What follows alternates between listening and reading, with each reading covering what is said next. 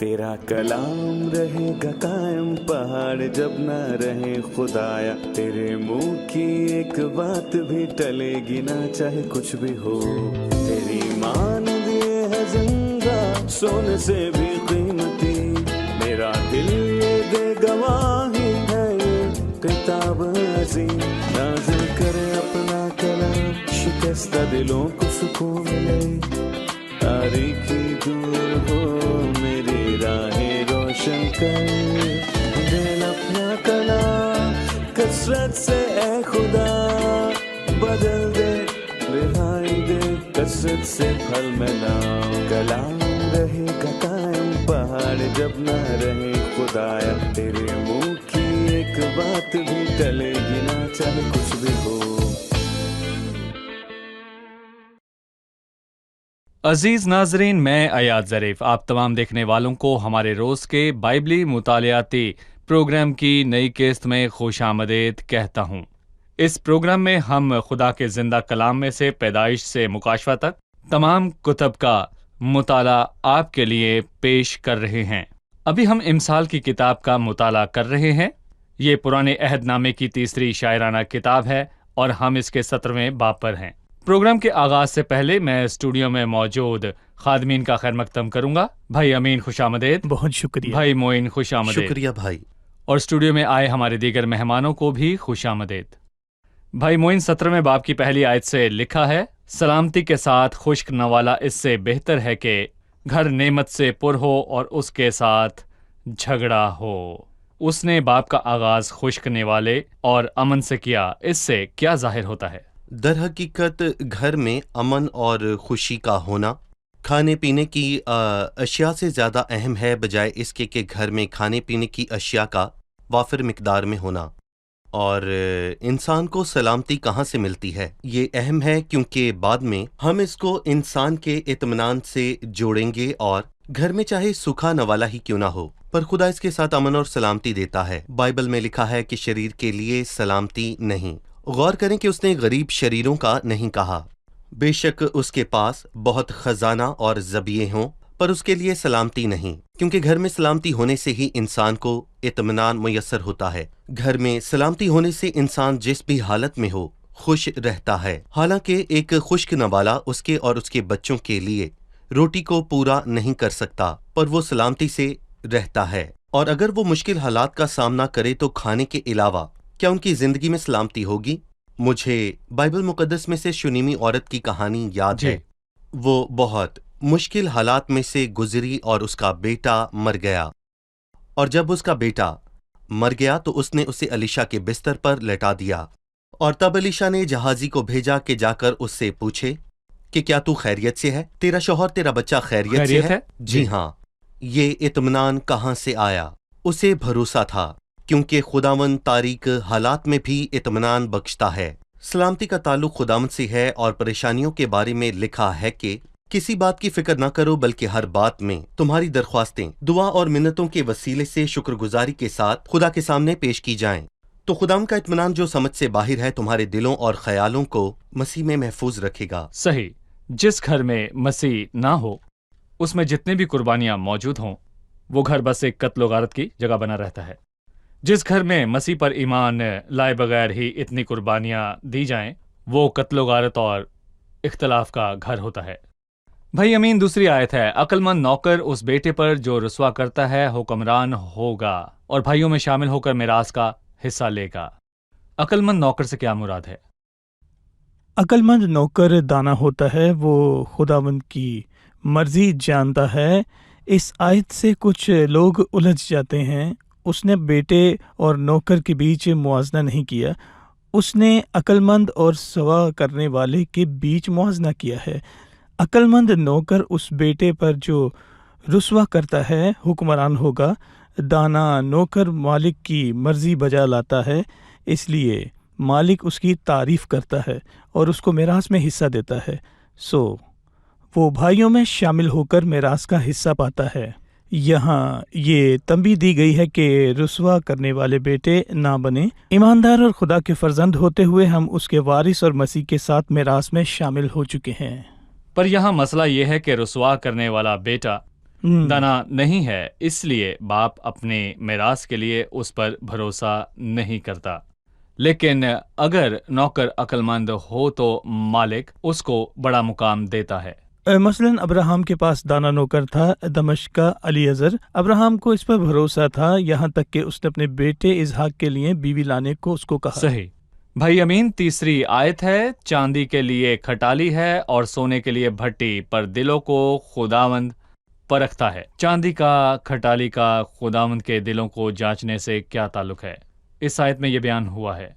जी, चांदी को खालिस करने के लिए सुनार उसको कटाली में डालकर आग पर डालता है जब तक वो पिघल ना जाए। यूं उसमें से तमाम मिलावट खत्म हो जाती है और वो बिल्कुल खालिस हो जाती है।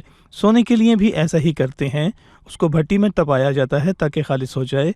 जैसे चांदी को खालिस करने के लिए कटाली में रखते हैं और सोने को भट्टी में तपाते हैं, वैसे ही खुदावंद हमारे दिलों को जांचता है ताकि हम में से सब खामियां निकलकर बाहर निकल जाएं। बिल्कुल जैसे चांदी को खालिस करने के लिए आग में तपाएं, सोने को भी यूं खालिस करते हैं। खुदावंद भी मुश्किलात और तकालीफ के जरिए हमें साफ करता है। पतरस ने पहले खत के पहले बाब में कहा, अगरचा अब चंद रोज के लिए ज़रूरत की वजह से तरह तरह की आजमाइशों के सबब से गमज़दा हो। गौर कीजिएगा, अगरचा अब चंद रोज के लिए ज़रूरत की वजह से तरह तरह की आजमाइशों के सबब से गमज़दा हो, और ये इसलिए कि तुम्हारा आजमाया हुआ ईमान जो आग से आजमाए हुए फ़ानी सोने से भी बहुत बेशकीमत है। खुदावंद ने मुश्किलात के ज़रिए अयूब को इस खामी से पाक किया कि वो खुद को रास्त समझता और पालूस रसूल को मुश्किलात से गुजरता के फूल बन जाए। पिछले बाब में लिखा है कि खुदावंद रूहों को जांचता है और यहाँ दिलों को जांचता है। पिछले बाब में लिखा है खुदावंद रूहों को जांचता है और सही। यहाँ दिलों को जांचता है। बिल्कुल जी, क्योंकि वो रूहों का चश्मा है और दिलों का चश्मा है। अच्छा है कि इंसान हमेशा खुदावंद के पास जाए, और जैसा कि ज़बूर 139 में लिखा है, मुझे आजमा और मेरे ख्यालों को जान ले और देख मुझ में कोई बुरी रविश तो नहीं, और मुझको अब्दी राह में ले चल। हम एक वक्फा लेंगे और वापस आकर मुताला जारी रखेंगे। नाज़रीन, मिलते हैं एक छोटे से वक्फे के बाद, हमारे साथ रहिए। खुदा ने अयूब नबी को मुश्किलात और मुसीबतों में से गुजारने की इजाज़त दी। उसने पौलुस रसूल के गोश्त में कांटा चिभोया। इसी तरह ईमानदार को भी ईमान के लिए जुल्म व सितम और शहादत के दौर से गुजारता है। कलीसिया ने सितम सहे और इसमें से तरबियत पाकर उभरे। इस मुश्किल दौर में कलीसिया में ऐसी रूहानी बहाली आई जैसी और कभी नहीं आई।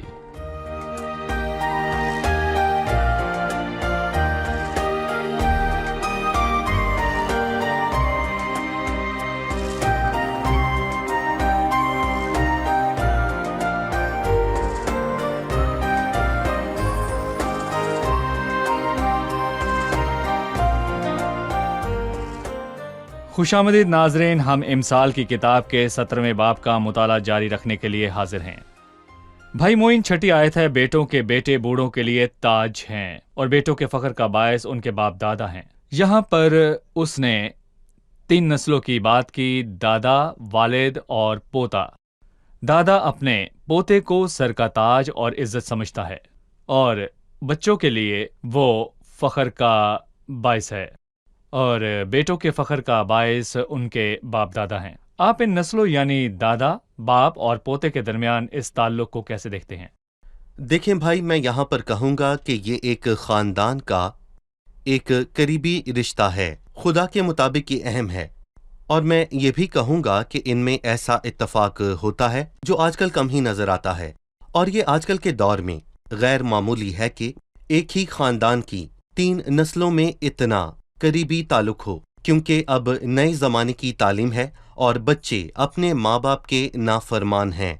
बुजुर्ग अपने बेटे को और बेटा अपने बच्चों को देखता है।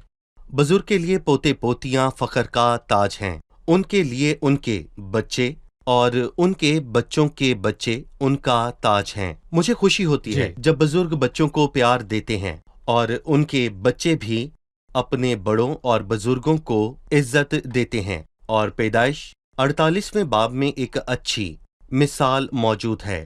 یوسف اپنے بیٹوں کو یعقوب کے پاس ملوانے لایا۔ یہاں دادا باپ اور پوتے موجود ہیں۔ جب یعقوب نے انہیں دیکھا تو خوشی کی اور کہا، صرف یوسف نہیں بلکہ اس کے بیٹے خدا کے عظیم تحفوں میں سے ایک ہیں۔ اور یوسف سے کہا، مجھے خیال بھی نہ تھا کہ میں تیرا منہ دیکھوں گا، لیکن خدا نے تیری اولاد بھی مجھے دکھائی۔ اور اس نے انہیں گلے لگا کر کہا کہ یہ تیرے نہیں میرے ہیں۔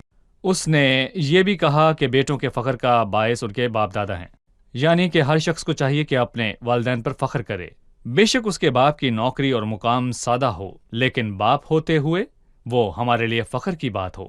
اور ہم اکثر ایسے بچوں کو دیکھتے ہیں جو اپنے والدین کو نظر انداز کرتے ہیں، پر خداوند ان کے بیٹے پر مہربانی کرتا ہے اور ایک سادہ باپ کا بیٹا عزت دار نوکری پاتا ہے، چاہے اس کا باپ سیکیورٹی گارڈ ہو یا پھر کسان۔ ایسی نوکریوں کی لوگ عزت نہیں کرتے، اس لیے اکثر بیٹے انہیں نظر انداز کرتے ہیں۔ پر میں ہمیشہ یوسف کو یاد کرتا ہوں، جب اس کا باپ یعقوب اس کے پاس آیا تو یوسف مصر کے دوسرے بڑے مقام میں تھا، تو بھی اس نے اپنے باپ کو بہت عزت دی۔ یقیناً راست بازی ہمیں ماں باپ کی عزت اور تمجید کرنا سکھاتی ہے۔ تو اپنے باپ اور ماں کی عزت کرنا۔ چلیے اب مہمانوں سے ان کا سوال جانتے ہیں۔ میرا سوال جو ہے 7ویں آیت سے ہے۔ جی، لکھا ہے، خوش گوئی احمق کو نہیں سجتی تو کس قدر کم دروغ گوئی شریف کو سجے گی۔ خوش گوئی کے کیا معنی ہے؟ جی، 7ویں آیت میں خوشگوئی سے کیا مراد ہے؟ احمق خوش گو نہیں اور اس کے منہ سے شفقت کی باتیں نہیں نکلتی، اور اگر وہ اس پر نہیں سجتی اور غیر مناسب لگتی ہیں، کیونکہ یہ اس کی حقیقت نہیں ہے۔ اور یہاں پر میں آپ کو ایک پرانے عہد نامے سے مثال دینا چاہوں گا۔ ساؤل کے بادشاہ بننے سے پہلے یہ جانا جاتا تھا کہ اس کا نبیوں سے کوئی لینا دینا نہیں، وہ نبیوں کے بارے میں کچھ نہیں جانتا، اور جب اس نے سیموئیل کے پاس جانے کا ارادہ کیا تو وہ نہیں جانتا تھا کہ کیا کرے۔ جی۔ پر یہاں میں کہوں گا کہ جب خداوند کا روح اس پر آیا تو اس نے نبیوں میں نبوتیں کی، اور انہوں نے کہا کہ قیس کے بیٹے کو کیا ہو گیا ہے۔ پر میں یہاں پر پوچھنا چاہوں گا کہ کیا ساؤل نبیوں میں شامل ہے؟ دراصل ایسا ٹھیک نہیں۔ جی، آپ نے ٹھیک کہا۔ کبھی کبھی لوگ ایسے شخص سے پوچھتے ہیں، کیا ہوا؟ کیا تم بیمار ہو یا کچھ کیا اور تم ہوا ہے؟ ٹھیک ہو؟ سامری عورت احمق اور لا علم تھی، اس نے ایک سچی بات کہی۔ اس نے کہا، ہمارے باپ دادا نے اس پہاڑ پر پرستش کی اور تم کہتے ہو کہ وہ جگہ یروشلم میں ہے۔ عجیب بات یہ ہے کہ اس نے یہ بات ثابت کی جب وہ برائی میں زندگی گزار رہی تھی۔ اس کے حالات کے ساتھ یہ الفاظ مناسب نہیں لگتے تھے۔ بھائی عیاد، جب ایماندار غلط راہ پر چلے یا پھر غلط جگہ پر ہو اور پھر سچ بولنے کی کوشش کرے تو عجیب لگتا ہے، یہ اچھا نہیں لگتا۔ مثلاً جب لوط نے اپنے داماد کو اس آگ کے بارے میں آگاہ کیا جو شہر کو تباہ کر دیتی، تو ایسا محسوس ہو رہا تھا کہ وہ تانا مار رہا ہے۔ اس نے سوچا اگر ایسا ہے تو لوط خود وہاں سے کیوں نہیں گیا؟ صحیح، وہ وہاں کیوں ہے؟ جی بالکل ٹھیک۔ بھائی امین، 16ویں آیت ہے، حکمت خریدنے کو احمق کے ہاتھ میں قیمت سے کیا فائدہ ہے، حالانکہ اس کا دل اس کی طرف نہیں۔ وہ اس بات پر حیران ہے کہ احمق کے پاس حکمت خریدنے کی قیمت کیوں موجود ہے جبکہ اس کے پاس عقل نہیں۔ کیا حکمت خریدی جا سکتی ہے؟ در حقیقت خدمت کو آپ پیسے سے نہیں خرید سکتے ہیں۔ انسان کے پاس حکمت کو حاصل کرنے کی خواہش اور فہم موجود ہو۔ بہت سے لوگ امیر اور پیسے والے ہوتے ہیں پر ان کے اندر خدا کا کلام سیکھنے کی خواہش موجود نہیں ہوتی ہے۔ اس نے یہ سوال کیا، احمق کے ہاتھ میں قیمت کا کیا فائدہ ہے، یعنی احمق کے پاس اس قیمت کے ہونے کا کیا فائدہ ہے جبکہ اس کے اندر وہ فہم اور سمجھ کچھ بھی نہیں ہے۔ یہ بائبل کے ترجمے کے مطابق ہے۔ جی ٹھیک ہے، لہٰذا حکمت کو پیسوں سے نہیں خرید سکتے۔ بالکل، کسی کے ہاتھ میں جتنا بھی پیسہ ہو وہ حکمت کو نہیں خرید سکتا، لیکن جب ہم مسیح کو نجات دہندہ قبول کرتے ہیں تو خدا ہمیں حکمت بخشتا ہے۔ جی، ایسا یعقوب ہی ہے؟ کے خط میں اس کے پہلے باب میں لکھا ہے، اگر تم میں کسی میں حکمت کی کمی ہو تو خدا سے مانگے جو بغیر ملامت کیے سب کچھ فیاضی کے ساتھ دیتا ہے، اور میں کہتا ہوں کہ جس کسی کو بھی حکمت چاہیے وہ ان خزانوں سے بلکہ سونے اور چاندی سے زیادہ اس کو تلاش کرے۔ صحیح۔ بھائی معین، 17ویں آیت میں لکھا ہے، دوست ہر وقت محبت دکھاتا ہے اور بھائی مصیبت کے دن کے لیے پیدا ہوا ہے۔ یہاں پر اس نے دوست اور بھائی کی بات کی۔ دیکھیں بھائی، میں یہاں پر یہ کہنا چاہوں گا کہ ایک دوست آپ کا قریبی ہوتا ہے، آپ کی زندگی میں اس کی اہمیت ہوتی ہے، اور ایک راست دوست کے ساتھ رشتہ قائم کرنا ضروری ہے جو ہم سے محبت رکھے، یہ ہمارے لیے اچھا ہے۔ اور دوسری طرف اس نے کہا کہ بھائی مصیبت کے دن کے لیے پیدا ہوا ہے، اور جو ہر صورتحال اور ہر وقت میں محبت رکھے وہ آپ کا راست دوست ہے جس کے ساتھ صحیح۔ رشتہ رکھنا خوب ہے۔ لیکن بھائی ایسے دوستوں کے لیے ہم کیا کہیں گے جو بھائیوں سے بھی بڑھ کر اپنی دوستی نبھاتے ہیں؟ ان کے لیے نئے عہد نامے میں لکھا ہے، اپنے ان لوگوں سے جو دنیا میں تھے جیسی محبت رکھتا تھا آخر تک محبت آخر رکھتا تک۔ رہا۔ اور پرانے عہد نامے میں داؤد اور یونتن کی دوستی اچھی مثال ہے۔ ان کی دوستی اور محبت عظیم تھی، پر اس کے مرنے کے بعد سب ختم ہو گیا۔ صحیح۔ لیکن مسیح کی موت میں بھی اس کا پیار ظاہر ہوا، اور کیا یہ بائبل سچ ہے۔ مقدس میں ایسے اصول ہیں جن کی بنیاد پر ہم اپنے دوست چنیں اور ان کے ساتھ اپنی باتیں بانٹیں اور ان کا سہارا لیں؟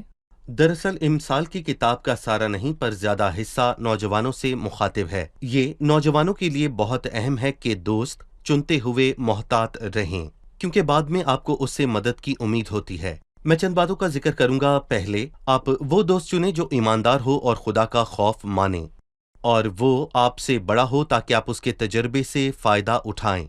اور میں یہ بھی کہوں گا کہ لڑکی اور لڑکا دوست نہیں ہو سکتے، وہ دونوں یا تو لڑکیاں ہوں یا دو لڑکے۔ میں ایک مثال دیتا ہوں۔ روت کی کتاب کے 2 باب میں جب روت بوائز کے کھیت میں گئی تو اس نے روت سے کہا، میری چھوکریوں کے ساتھ ساتھ رہنا۔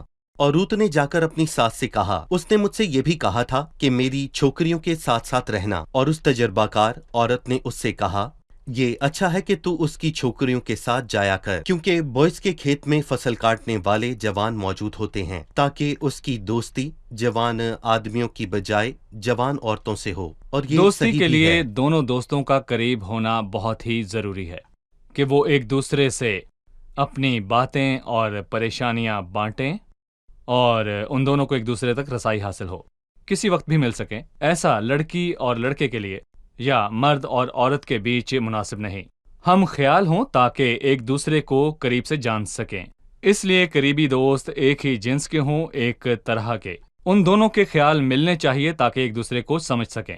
ایسا ہی ہے؟ آموز 3 باب میں لکھا ہے کہ اگر 2 شخص باہم متفق نہ ہوں تو کیا اکٹھے چل سکتے ہیں؟ دونوں کا ہی راضی ہونا لازم ہے۔ صحیح۔ ہم وقفے کے بعد مہمانوں کے سوالات کے ساتھ حاضر ہوں گے۔ ناظرین، ملتے ہیں ایک چھوٹے سے وقفے کے بعد، ہمارے ساتھ رہیے۔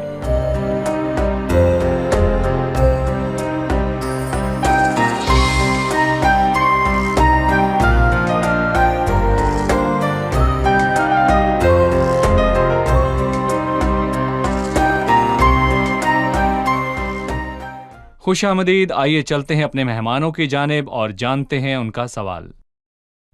22ویں آیت ہے، شادمان دل شفا بخشتا ہے لیکن افسردہ دل ہڈیوں کو خشک کر دیتی ہے۔ شادمان دل کا بدن کی شفا سے کیا تعلق ہے؟ جی، شادمان دل کا بدن کی شفا سے کیا تعلق ہے؟ در حقیقت شادمان دل اور بدن کی شفا میں تعلق موجود ہے۔ اگر کوئی افسردہ ہو تو اس کا جسم بھی افسردہ ہوتا ہے۔ دیکھیں، اداسی سے بہت سی دل کی بیماریاں پیدا ہو سکتی ہیں، اور بائبل مقدس میں لکھا ہے، آدمی کا دل فکر مندی سے دب جاتا ہے لیکن اچھی بات سے خوش ہوتا ہے۔ شادمان دل شفا بخشتا ہے۔ جب ایماندار خداوند اور اس کے کلام سے رفاقت رکھے تو وہ شادماند ہو جاتا ہے۔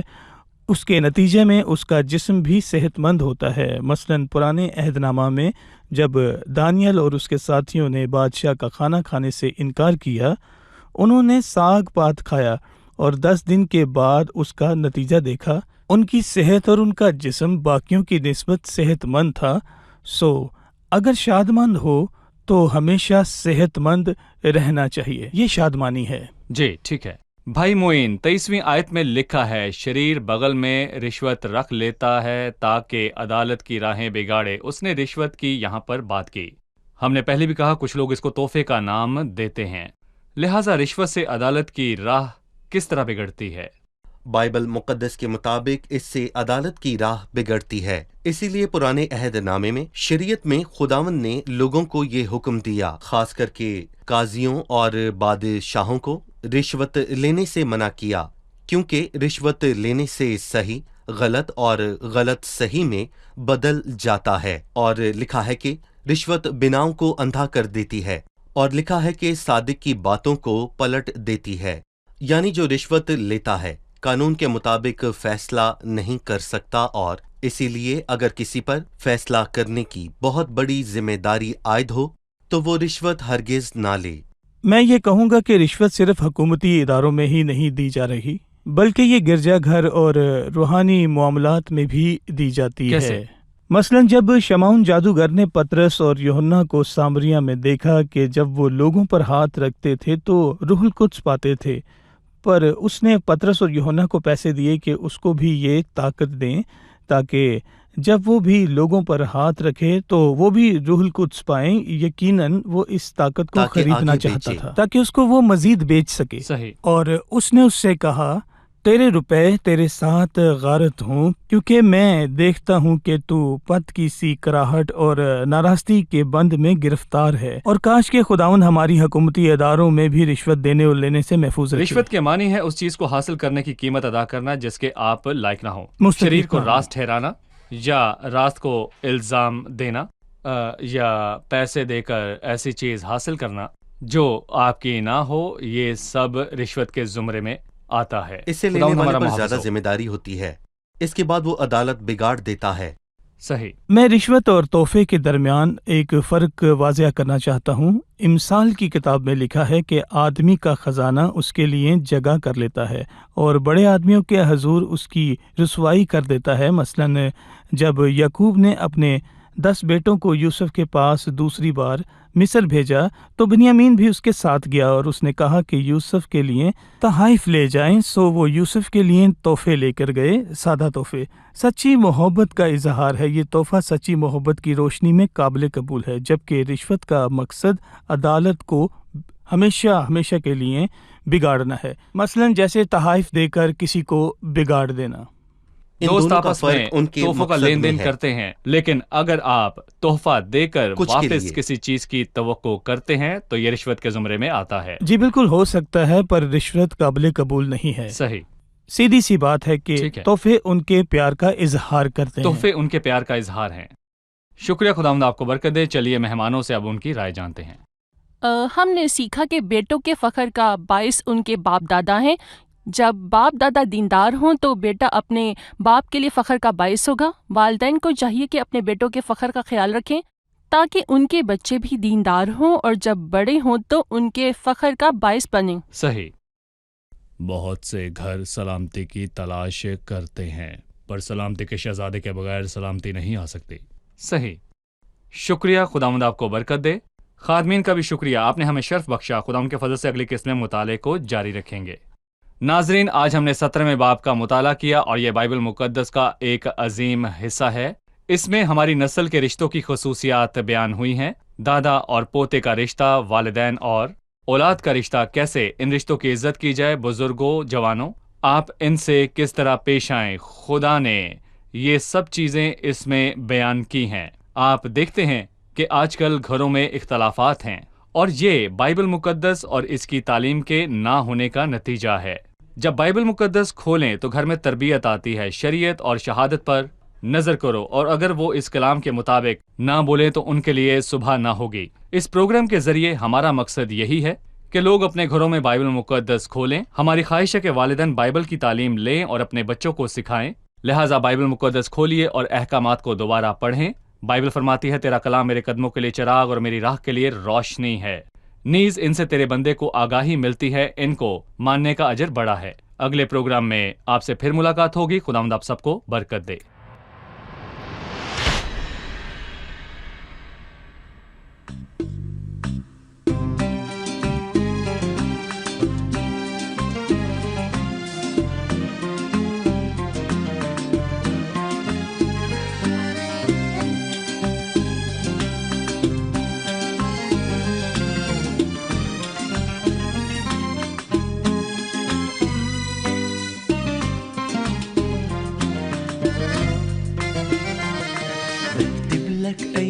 رسالة حب هدية يا رب إليك، وارسم لك تسبيح حكاية هفضل أغنيها يا مليك. بكتب لك أيام وأنا رسالة حب هدية يا رب إليك، وارسم لك تسبيح حكاية هفضل أغنيها يا مليك. وأنا مهما قدمت يا ربي هفضل دايما ليك مديون، ده انت اتجسدت علشاني وشلت كل الهموم. وأنا مهما قدمت يا ربي هفضل دايما ليك مديون، ده انت اتجسدت علشاني وشلت كل الهموم. ده العمر منور بيك والخير يملى ويفيد، وسرور في القلب أكيد أمطار البركة تزيد. ده العمر منور بيك والخير يملى ويفيد، وسرور في القلب أكيد أمطار البركة تزيد. يا كوكب الصبح العالي بعبد شخصك واسجد ليك، وبسبح اسمك يا غالي دي النصرة مضمونة فيك. يا كوكب الصبح العالي بعبد شخصك واسجد ليك، وبسبح اسمك يا غالي دي النصرة مضمونة فيك. يا واهب للزهرة تيجان والعصفور دايما شبعان، كل أسرار الكون في ايديك يهتف لك قلبي فرحان. يا واهب للزهرة تيجان والعصفور دايما شبعان، كل أسرار الكون في ايديك يهتف لك قلبي فرحان. يا مهوب أنا بخضع ليك يا يسوع أنا حب إليك، يا رويني بغمر عينيك كل كرامة ومجد إليك. يا مهوب أنا بخضع ليك يا يسوع أنا حب إليك، يا رويني بغمر عينيك كل كرامة ومجد إليك.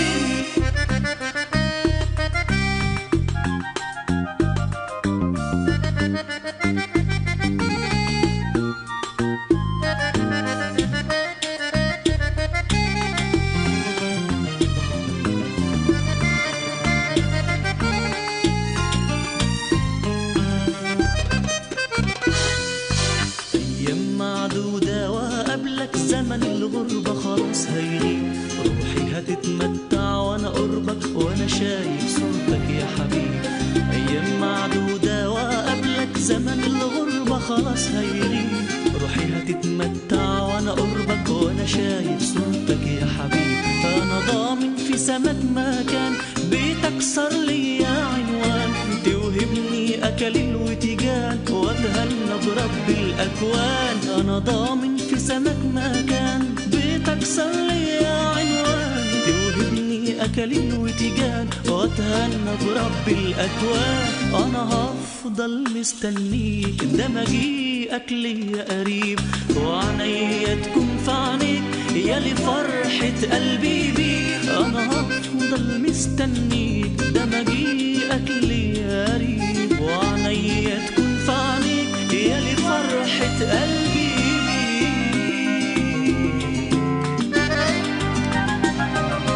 وانا مهما قدمت يا ربي هفضل دايما ليك مديون، ده انت اتجسدت علشاني وشلت كل الهموم. وانا مهما قدمت يا ربي هفضل دايما ليك مديون، ده انت اتجسدت علشاني وشلت كل الهموم. तेरा कलाम रहेगा कायम पहाड़ जब ना रहे खुदाया, तेरे मुंह की एक बात भी टलेगी ना चाहे कुछ भी हो। तेरी मान दिए है जिंदा सोने से भी कीमती, मेरा दिल ये दे गवाही है ये किताब अजीम। नाज़िल करे अपना कलाम शिकस्ता दिलों को सुकून मिले, तारीकी दूर हो मेरी राहें रोशन कर। दिल अपना कलाम कसरत से ए खुदा बदल दे, रिहाई दे कसरत से फल में नाम। कलाम रहेगा कायम पहाड़ जब ना रहे खुदाया, तेरे मुंह की एक बात भी टलेगी ना चाहे कुछ भी हो।